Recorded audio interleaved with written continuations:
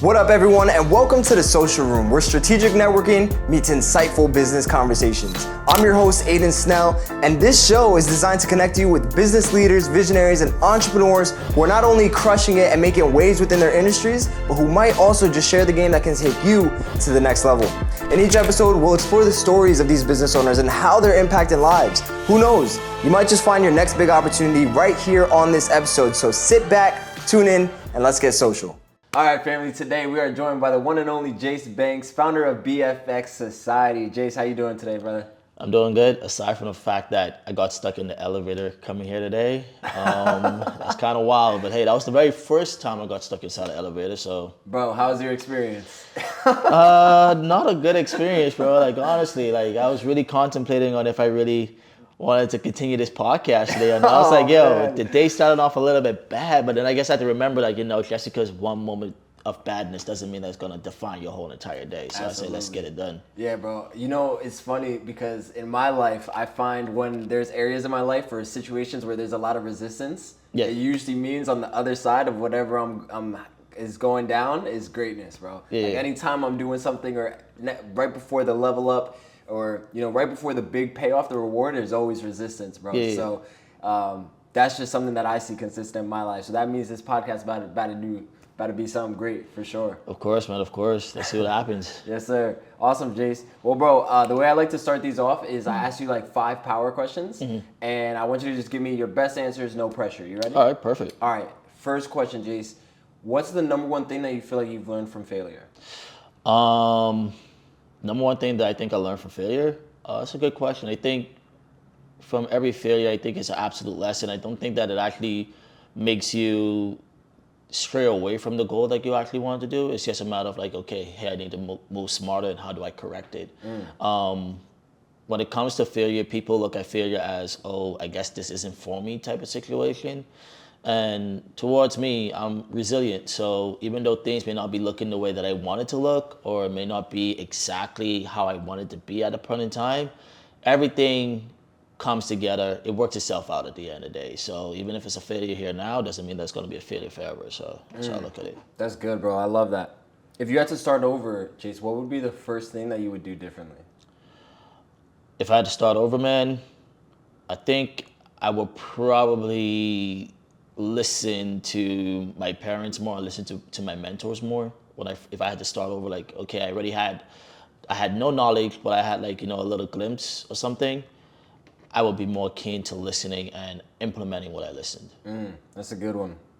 What's the best investment that you feel like you've made in your business? I would say skills, in a sense. What I mean by that, I learned how to code things myself. My business itself is an e-learning platform for teaching traders and entrepreneurs how to actually become financially stabilized, and trading really impacted that whole entire aspect of why I wanted to open up that business. But in regards to it, it was something that I believe these type of skill sets just expand your knowledge for more, make you open for more. It could start off with trading, or it could start off with sales, or it could start off with any, skill set that you even may have gone off to college to, but just getting exposed and being opened is what, will put you to, getting to that entrepreneur business aspect. Nice. That's awesome, bro. Yeah, I think that's so important, is learning a high quality skill so that you can grow. Yeah. So speaking of skills, what do you feel like is the most important skill that one could master, and why? The art of communication, and also negotiation. I think everything has a price, and it doesn't have to be a monetary value, right? It can always be time-wise, it could be, exchange of skills-wise, it could be money-wise, it could even just be a conversation-wise, right? If you learn how to actually effectively communicate and also negotiate, I think you can have anything that you want inside this world. It's just a matter of how you structure it, in my opinion. So that's how I look at it. Awesome, Jayce. Well, man, I think the audience definitely ate those answers up, and I think there's a lot of value in those answers. So I'd love to transition now into BFX, your company. Tell me a little bit more about what it is that you do. So BFX is a decentralized community powered for entrepreneurs and creators just like me. I wanted to have something that if I had to start all over again, like you asked me, where would I go and how would I have it? And that's why I made it BFX Society, where you're able to add other people, message these guys, share experiences. It's pretty much more or less like a Facebook for entrepreneurs and investors with some courses and stuff inside of it also for you to programs for you to watch. Wow, so it sounds like essentially an all-in-one solution on an all-in-one platform where I can connect with other entrepreneurs, but also learn different skills. You mentioned like trading, sales. Yeah, so we wanted to make it more of an exclusive membership type of thing. Like I really wanted it to be a society type of aspect. So nice. I wanted to make sure that this particular business, we do an application process to see who will be admitted inside of it. We provide them with exclusive offers for like, let's just say particular clubs, events, dinners, spots. Because you're a member, you have access to these different type of areas, or you can be able to get a certain percentage off. So it's more or less like a real, like, membership, like a fraternity sorority type thing. Wow, that's so interesting. Okay, cool. So you mentioned that there's a whole application process. So tell me a little bit more about who's that ideal person that you want inside of the society, and who's that person that is not a good fit for the society? So the ideal person, I think, is that person who actually is looking to break free from X. What I mean by X is the variable, whether it may be from your 9 to 5, whether it may be you just trying to make yourself a better person, break free from being a slave to your business. So X is what that person would define it as to be, right? However, I don't really think this particular platform is for anybody that actually want to make money fast or get quick money quick. Like that it doesn't work that way. I don't sincerely believe that anything that comes fast stays around long. The faster you make something, the faster you're gonna go ahead and lose it. So you have to understand that you have to work and be into it and get things done in order for you to actually, really obtain and see those heights. That's amazing, bro. Yeah. Awesome. So tell me, what does BFX mean? What does it stand for? How did you come up with that name? So at first, right, I'm actually from Bahamas. I'm a Bahamian native. Nice. So I used to actually had it as Bahama Forex. But then when I transitioned and I rebranded it and I actually looked at what I really wanted to overall be, I actually wanted to call it Break Free from X. So in comma X being whatever you want to fill that in with. So you have break free from 9 to 5, break free from living paycheck to paycheck, whatever you want to call it as. BFX Society is going to be a home to actually help you hone that and get that done. Wow, that's amazing, bro. So you mentioned a little bit earlier that you're really helping people break free from a specific variable. What are those typical variables? And touch a little bit more on the pain points that your ideal target audience is facing, right? So you mentioned 9 to 5, you mentioned like paycheck to paycheck. What are some of those pain points that they're really facing and dealing with? I think the main pain point, because a lot of people say they want to be financially free, financially independent. I don't think that's the situation. I think the situation is actually becoming financially stabilized. And a lot of people feel as if being financially free and financially independent is great. Well, you have to now know how to really stabilize your overall finances, understanding your expenses, understanding your income, and you can still have a 9 to 5 job and still become financially stabilized, right? A lot of people who come into trading, they try to go ahead and have trading replace their overall, aspect, right? In regards to that aspect there, I try to tell people not to look at it from that way, because you see all of the lifestyle, you see all of the people who, making all of this money, they're inside the fast cars, they're inside this, and people do envision, oh, I want to be in that car, oh, I want to be this, oh, I want to be that. And then eventually when they realize how much work has to be put inside of it, then they'll be like, I don't think I want to go ahead and do all that work, but they still visualize, that's what I want.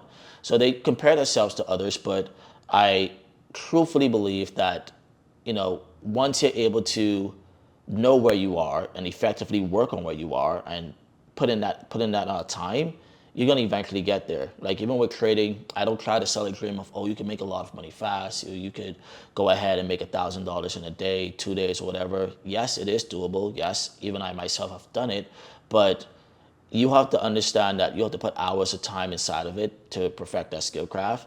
And a lot of people who try to, come inside this space, they want to make the money all at once, like almost like a lottery type of vibe. Yeah. And then try and do whatever they want to do after they pull the money, like, with the lottery. Instead of that, let's break it into smaller pieces. Like, let's just make $100 and let the $100 pay your internet bill or pay your phone bill. Okay, if you could consistently do that, now you have at least released a portion of your funds from your 9 to 5 for that. Make sense? Absolutely. Yeah. Amazing.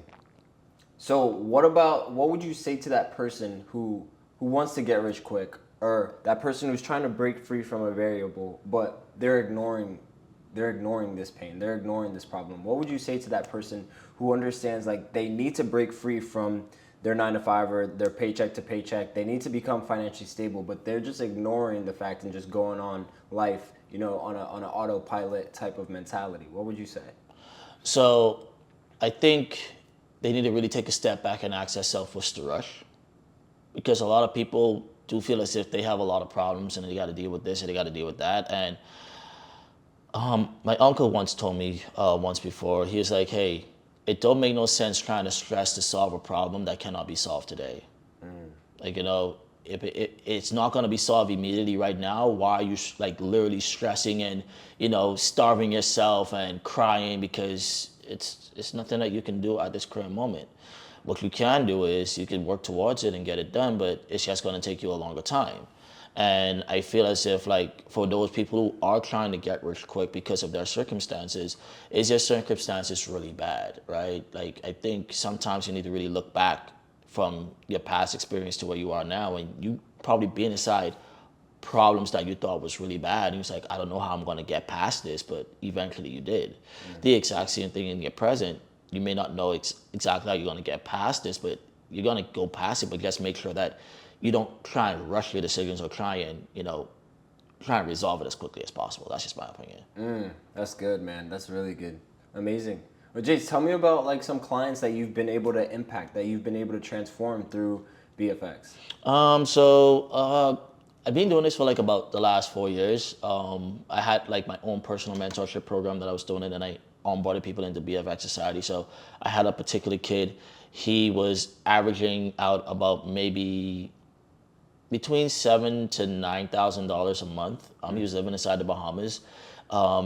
He had his first rich person problem where he was withdrawing so much money from the market into his bank account, they had to call the police on him because they thought he was money laundering. Because it was like, yo, hey, you are a 20-year-old kid. You were literally only making, $600, $700 inside your account like 4 or 5 months ago. Now you depositing $5,000, $6,000, $10,000, in your account.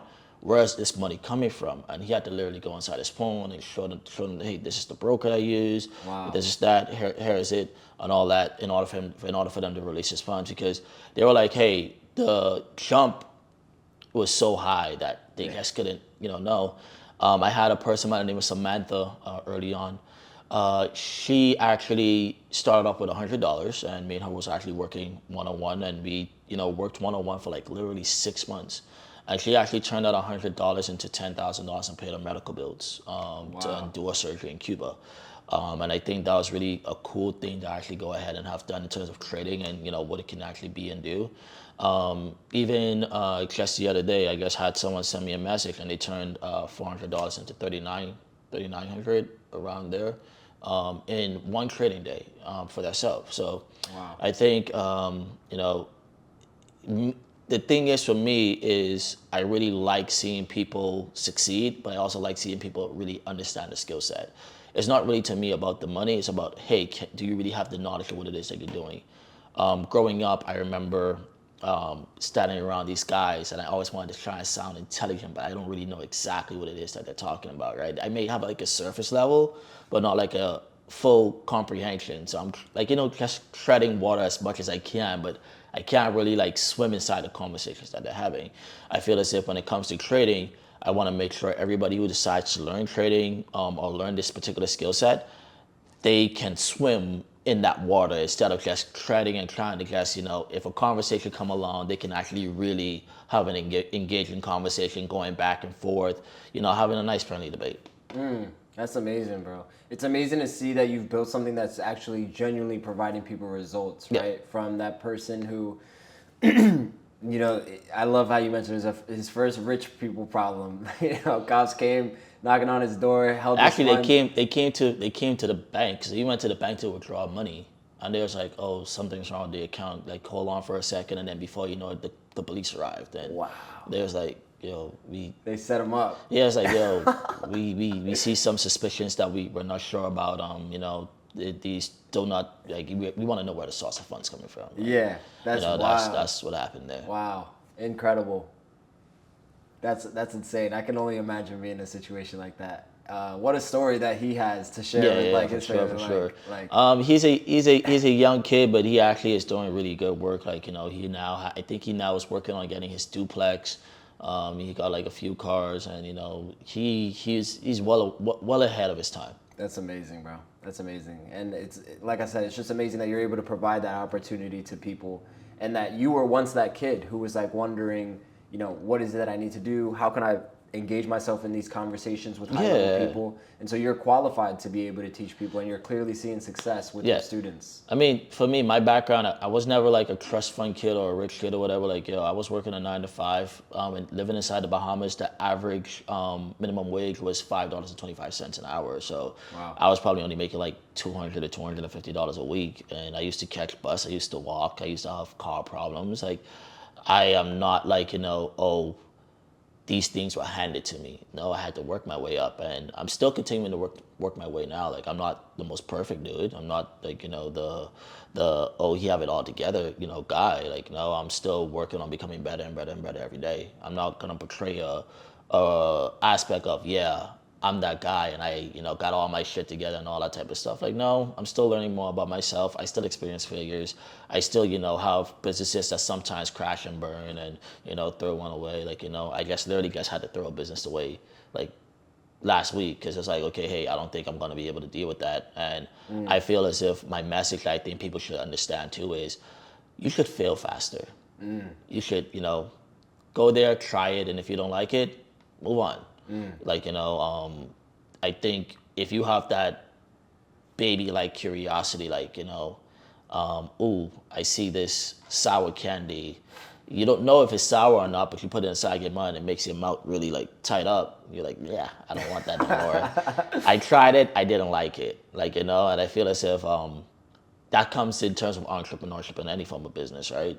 You crash and burn. The thing that one of my mentors told me is, get to market as quick as possible.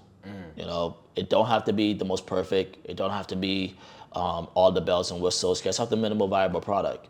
Get to market, see if there's demand for it. If there's a demand for it, then go ahead and expound it. If there's not a demand for it, then go ahead and throw the business on the side or just, shelf it to see if it's something that may be needed for later. And I think a lot of people do spend a lot of time trying to build that business before they bring it to market.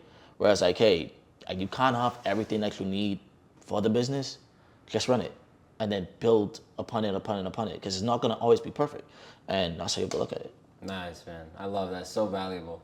Well, awesome. Jayce, tell me, like, from the moment you were that kid making $5 an hour to where you're at today, what do you think was that roadmap? What do you think was that plan, step by step? What is it that you did to get from $5 an hour to now making over 6 figures a year within your company? So I would say,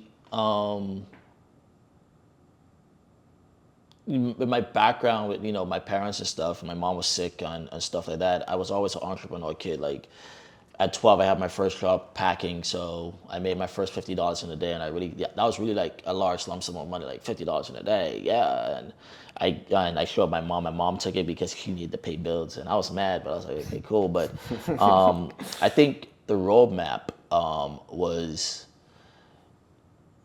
the real jump for me was actually seeing what I could have seen within myself, right? Like, I was doing music, I was, playing basketball, and then from there I had a graphic design business, and I did digital media marketing.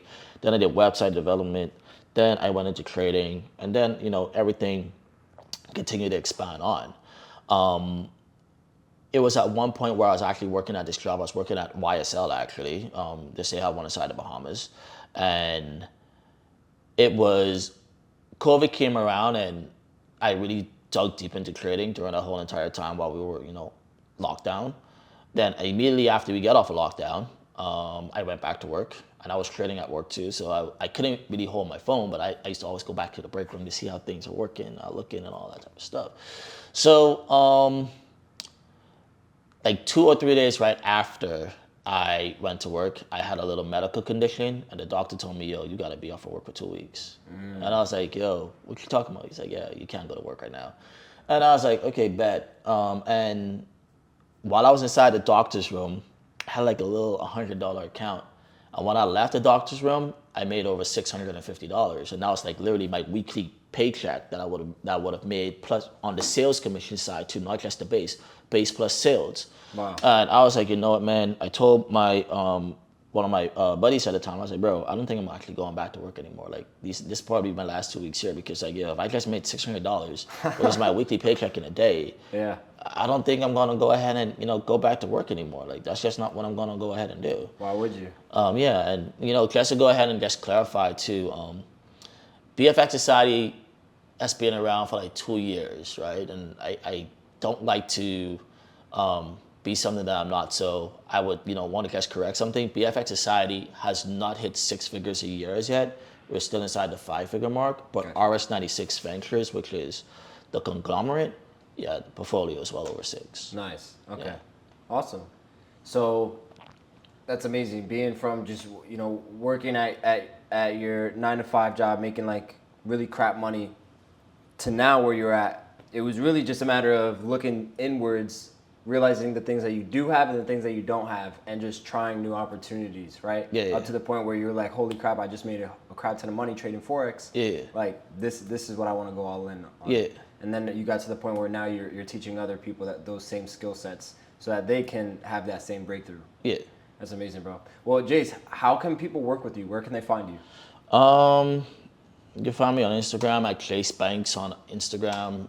You can definitely go ahead and just look at BFX Society and fill out the application form there, so that we get have any one of our sales representatives or admission representatives reach out to you and see if you're a good fit to actually be implemented. And that's pretty much it. I'm a chill guy, so if you see me outside, don't feel as if you can't say hi or whatever. Shoot me up and we can talk. That's amazing. Well, bro, appreciate you for joining me on this show. I'm sure the audience got a lot of value from this episode. Is there anything that you'd like to leave them off with?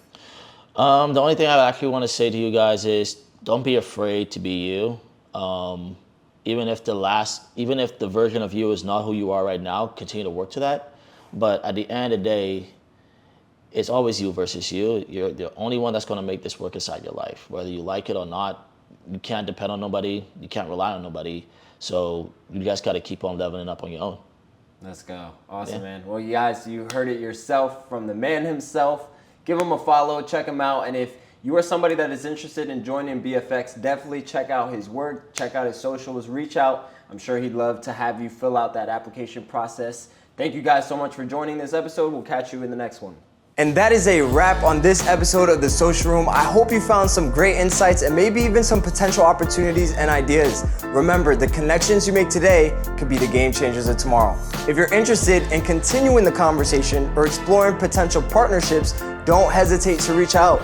Don't forget to subscribe, leave a review, and share this with a friend who needs to hear it. Stay tuned until next time.